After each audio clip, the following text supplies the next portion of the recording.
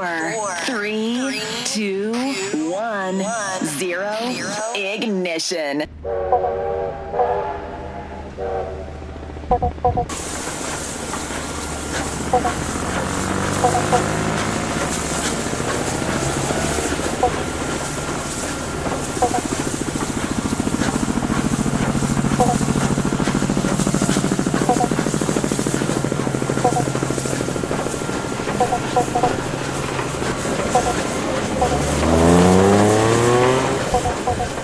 You've heard of fact-based news services.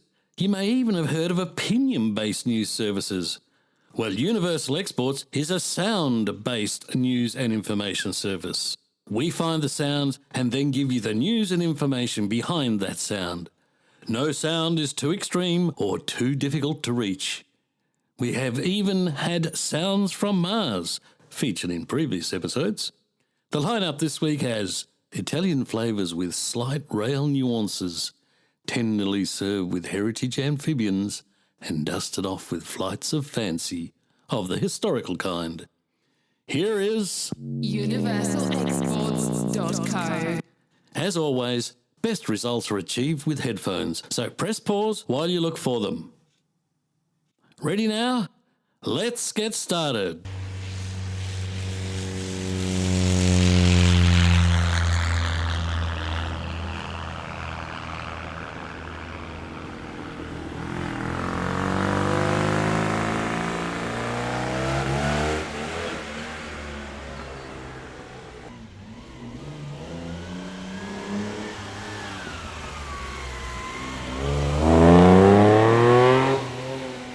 What a lovely mix of sounds.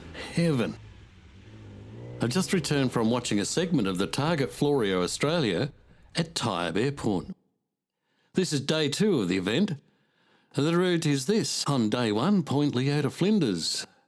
Day 2, Flinders to Inverloch, which was today, and they stopped off at Tyabb Airport. Day 3 is Inverloch to Healesville. Day 4, Healesville to the Australian Grand Prix. The stop at Tyabb included a time trial competition. I met Paul Lawson and his father, who is in his 80s, in their 1938 Alfa Romeo. How are you? Good. And how does it drive? Beautiful. It's got independent suspension.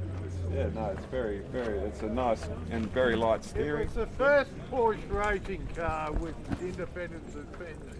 Porsche designed the suspension. Porsche designed it right. for Alfa. Right. Then they put it on the competition cars. Wow. It was sort of an experimental car. The sounds of the vehicles varied enormously, as you can hear.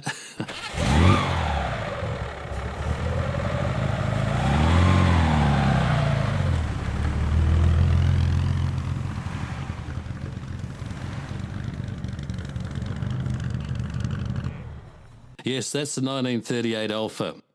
Can you identify these others? Here's a clue. There is a 1958 Fiat Arbeth in there, as well as an AC Cobra. Many more as well, including a Jaguar that was going. Targa Florio has something for everyone to enjoy.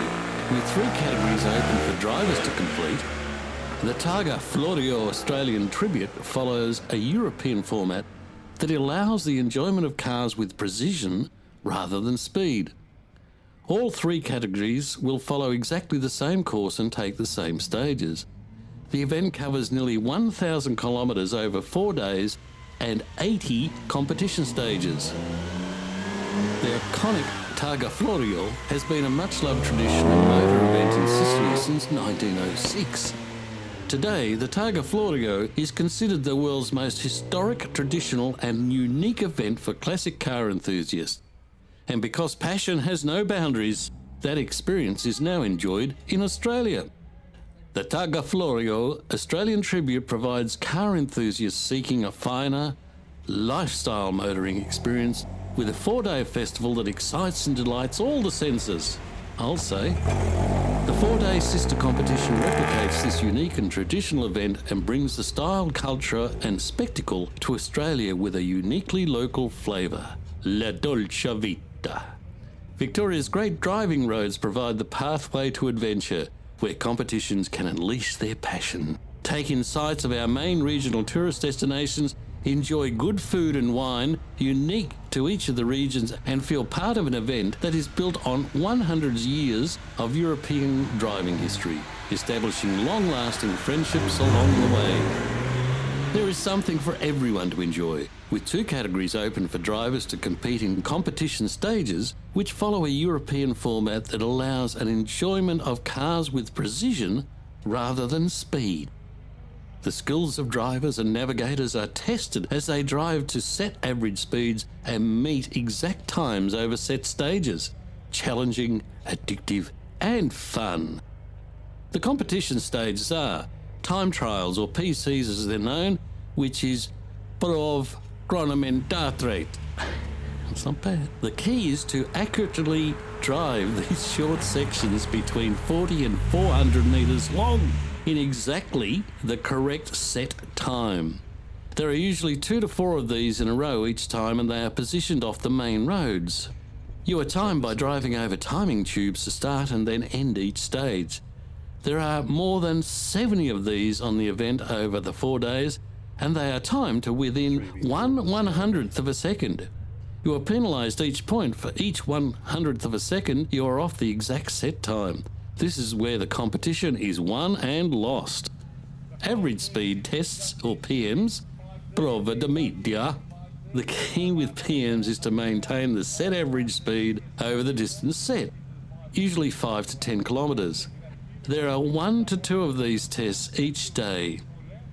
You'll start the test on instructions of a marshal, and your speed checked at a secret location anywhere during the prescribed distances. These are timed to 1/10th of a second. Penalties for being slower or quicker are incurred.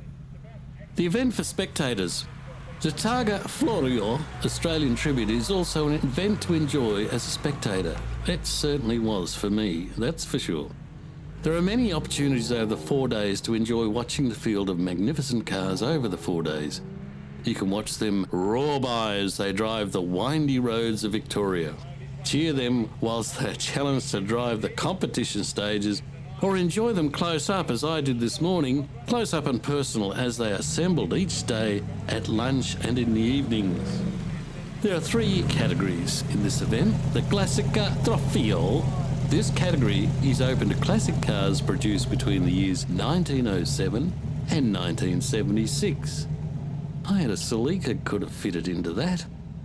In 2019, which is the last time it was run here due to the pandemic, the field of cars included a broad range of spectacular vehicles crewed by enthusiasts who thoroughly enjoyed the event from start to finish. The eventual winners were Greg and Barry Adshead, crewing, get this, a red Jaguar E-Type. You got that? A Jaguar won it last time. A Jaguar. Then there's the Legends Trophy. This category is for exotic cars from 1977 onwards, and it includes classic and supercar owners who are seeking a lifestyle motorsport category that they too can enjoy. Many fine exotic cars and supercars have competed with the creation of this category, with everyone thoroughly enjoying being part of the Australian Targa Florio. La Corsa Scuderia is the next category. It is a team's event of the Australian Targa Florio. Introduced in 2019, it brought another exciting dimension to this already great event. Competitors select or are allocated into teams of 3 vehicles. Each vehicle crew will have their total individual points tally added to their team members' tallies at the end of the event to produce their overall team score. This exciting element adds to the competitiveness of this event and also provides an opportunity for competitors who may not be at the peak of their class. Another way of standing on the podium through teamwork and passion over the 4 days. The 2019 winners were Team Europeans, an MGB, an Austin Healey, and an Austin Healey.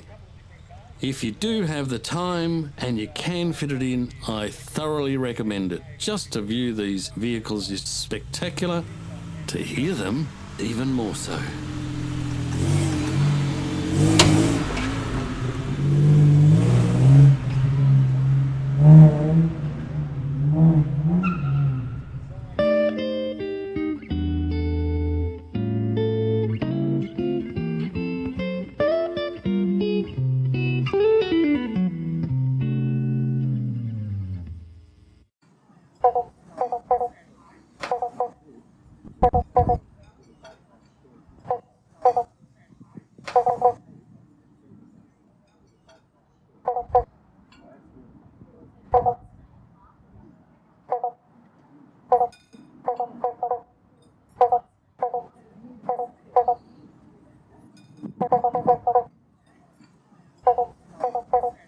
If you hadn't guessed it, they have frog calls. Bobblebonk frog calls, to be precise. We encountered them recently whilst luncheoning at the cafe at Heronswood, an historical property situated on 2 hectares of formal gardens in Dramana. Heronswood is the home of the Diggers Club, Australia's most respected gardening organisation dedicated to preserving heirloom seeds and the best gardening traditions. The gardens comprise stunning perennial and annual borders, as well as kitchen and vegetable parterre gardens, providing inspiration to cooks and gardeners. The Heronswood Cafe is located within the historic house surrounded by the stunning grounds of Heronswood Gardens and sea views. The menu changes weekly and features the freshest organic heirloom vegetables and fruit from the gardens, matched with local produce and wines. The frog calls come free with lunch at the cafe. Browse through the garden shop and nursery and speak to knowledgeable staff for expert gardening advice. The Diggers Garden Shop stocks the complete Diggers range of heirloom seeds and plants, plus garden hardware and books for all your garden needs. All profits from the Diggers Club are contributed to the Diggers Foundation. Located on the beautiful Mornington Peninsula, Heronswood Gardens Nursery and Restaurant offer an idyllic location to escape the crowds, relax and shop for a huge range of plants, heirloom seeds and garden hardware. Entry into Heronswood Gardens Gallery and Cafe is free for Diggers members and children under 16 and just $10 for visitors. There is no entry charge to visit the garden shop. Heronswood can accommodate your group and can arrange garden tours for groups of 15 people or more. Garden tours, of course, need to be pre-booked in advance. See you there. Southern Cross Railway Station, Victoria. Southern Cross Station, previously Spencer Street Station, was originally known as Batman's Hill Railway Station. Passenger services was started in 1859 with a single main platform. The station was provided with an additional platform in 1874. Spencer Street and Flinders Street stations were linked by a single-track ground-level line operated at night for goods trains alone. In the 1880s, it was proposed the Spencer Street station be removed in order to facilitate the westward expansion of the city. However, the plan was subsequently rejected. Yes, I think we're aware of that. In 1862, for the first time, Spencer Street Station was provided with a fleet of 32 passenger locomotives. The station was redeveloped during 1875 to 1888 and was added with an additional passenger platform, new goods sheds and engine sheds. Spencer Street was installed with the first signal box in 1880. Construction of a viaduct to link Flinders Street Station with Spencer Street Station began in 88. In 1891, the viaduct was opened for goods traffic with a speed limit of 15 miles per hour, and passenger trains were introduced in 1894. As a part of electrification of the suburban railway network, the viaduct was expanded to 4 tracks in 1915. The station was provided with 4 new platforms between 18 and 1924. That's 1918 and 1924. A program to modernise the station began in 1960. It delivered an interstate standard gauge railway link to Sydney, a new station building and a new 413-metre long main platform. One of the most substantial infrastructure redevelopment projects in the history of Victoria, the project was started in September 2002 and was completed in late 2006. By July 2004, the project had fallen behind schedule and over budget by $200 million. As a result of the overruns and design issues, some elements of the original design, including additional proposed footbridge connecting Lonsdale Street with Dockman Stadium, were scrapped. A sweeping roof of about 35,000 square metres was erected at a height of 23 metres to cover the station. Ticket barriers, escalators, walkways and rail platforms were upgraded and refurbished. Baggage check-in areas and new passenger lounges were also constructed. The station was installed with 120 new passenger information screens. The project also involved the upgrade of rail infrastructure such as track adjustment and platform modifications, including electrical infrastructure works. Initial construction work on the Southern Cross station was started in 2009, August of that year. The project was expected to be completed in late 2014. Complaints about access to platforms, empty trains occupying space during the day, and lack of government support were raised. This led to concerns that the station might not be ready in time for the Commonwealth Games, and the government arranged with the railway operators to provide more access to the worksite. It did make it for the Commonwealth Games. The station was renamed from Spencer Street to Southern Cross on the 13th of December 2015.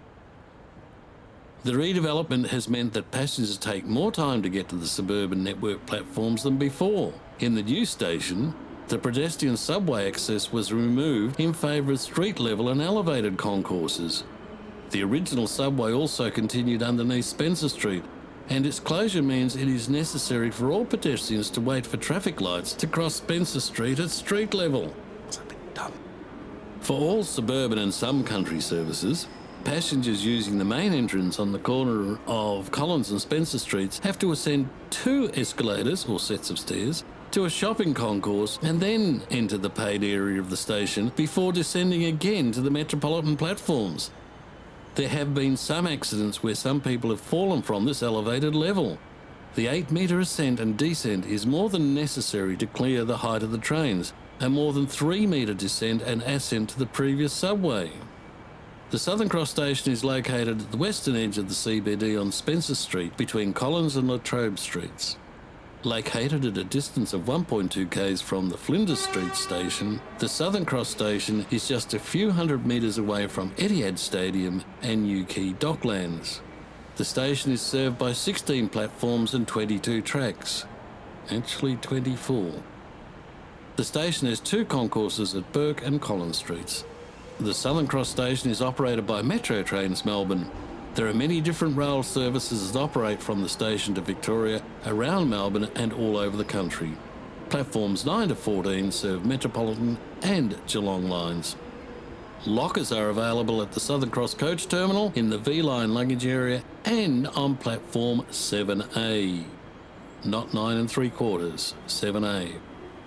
There are short, long-term pick-up, drop-off points and taxi ranks. The parking facility is operated by Wilson Parking.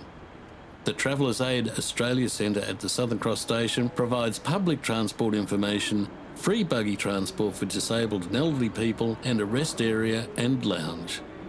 The Maikey Discovery Centre is located near the entrance of Spencer and Little Collins Streets on the ground level of the station. Maikey is a smart card ticketing system, sometimes.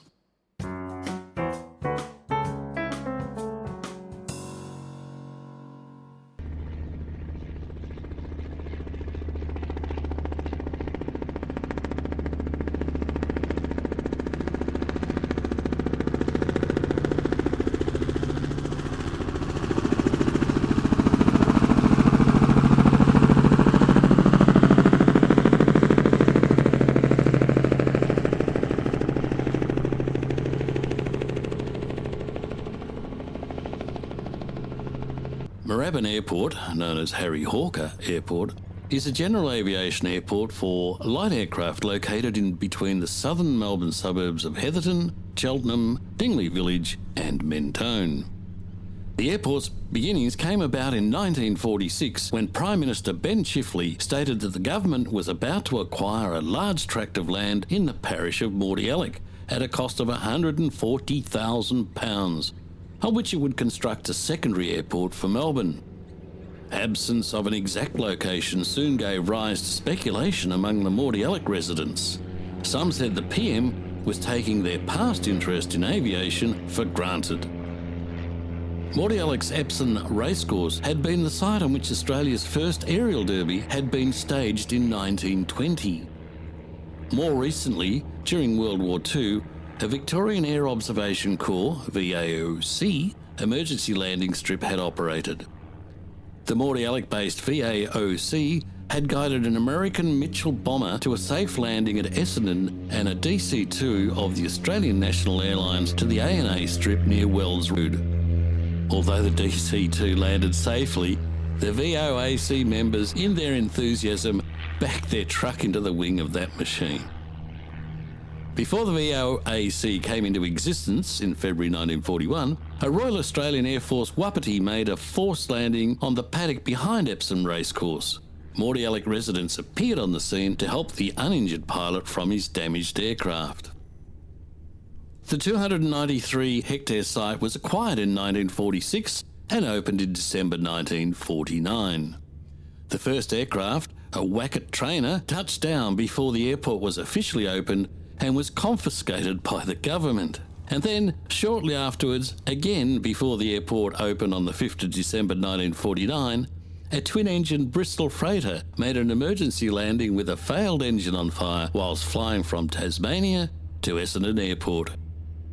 Only one of the original businesses who moved into Moorabbin from Essendon in 1949 remain open today, and that's the Royal Victorian Aero Club, established in 1926 and still trading. Arthur Shutt Aviation was another long-term tenant of the airport, established in 1936, but it closed in 2002. The airport is now the major centre in Victoria for training, charter, aerial work and private flying. It is also the maintenance and aircraft sales capital of Southern Australia. The airport grounds are treated as their own suburb and share the postcode 3194 with the neighbouring suburb of Mentone. With a total of 274,082 aircraft movements, Moorabbin Airport was the second busiest airport in Australia for the calendar year in 2011, and it still is today. Moorabbin Airport, one of 4 in the city, serves the general aviation needs of the southeastern suburbs of Melbourne. It has 5 intersecting runways, the longest being runway 17 left 35 right, with a length of 1,335 metres. Usually, 2 parallel runways are used at the same time. The airport also has a control tower. The airport is home to the Royal Victorian Aero Club, the Australian National Aviation Museum, and several flight training facilities, including a campus of multinational pilot training organisation CAE Oxford Aviation Academy. The 2 airlines operating out of Moorabbin are King Island Airlines with its destination to King Island, and Vortex Air and its destination is Devonport. A master plan for a 20-year development for the airport has just been rejected by the government, citing too much emphasis on retail outlets. We hope you enjoyed the audio presentations on the Targa Florio, Heronswood Heritage Home, Southern Cross Railway Station, and of course, Moorabbin Airport. Check in next time for more audio treats with universalexports.co.